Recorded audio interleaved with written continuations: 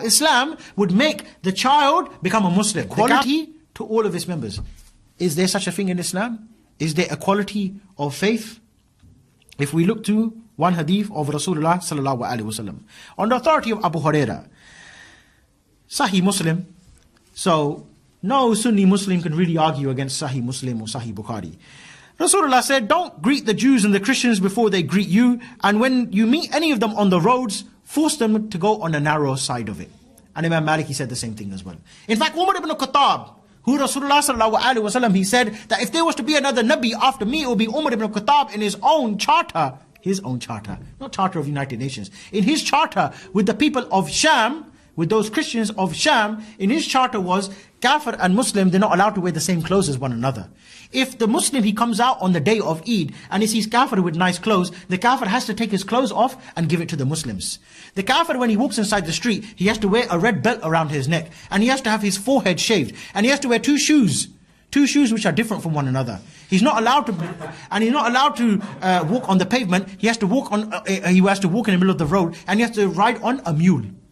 And that's only for the adults, not for the children. And you can see how Islam would make the child become a Muslim. The kafir, or the child growing up in a state of kufr, he will turn to Islam. Why? Because the child will be walking along with his dad. He said, Dad, yeah, why you got your forehead shaved? I don't know whether these Muslims, they make me do it. Why you got to walk? Why can't you ride the animal? Like the Muslims, they ride the animal like this. Why are you walking with both legs dangling on the side of the donkey?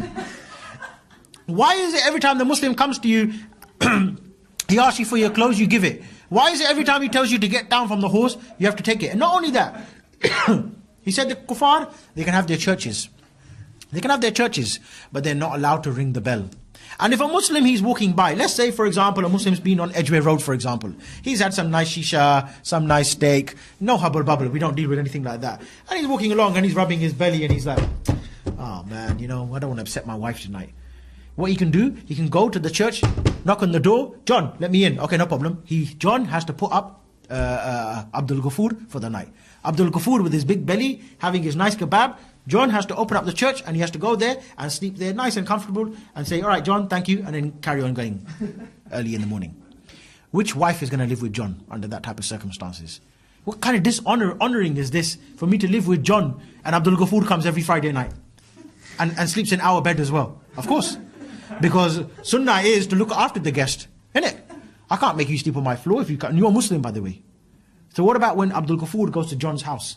John, sleep on the floor, and I'll sleep on the bed. What's going to happen? Tracy's going to be on the floor thinking, my husband, he's got a forehead shaved, and this one, look at this one, Khattab, mashallah.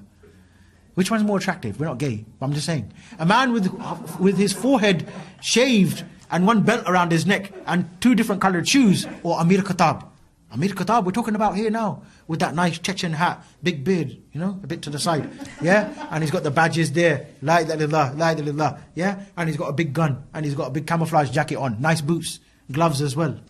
Even if he's got a couple of fingers missing, still looks attractive, yeah? What's Tracy going to do? John's in for a problem. He just let him in for a kebab, he lost his own wife as well. So everyone's going to become Muslim. That is, my dear brothers, the Islamic State.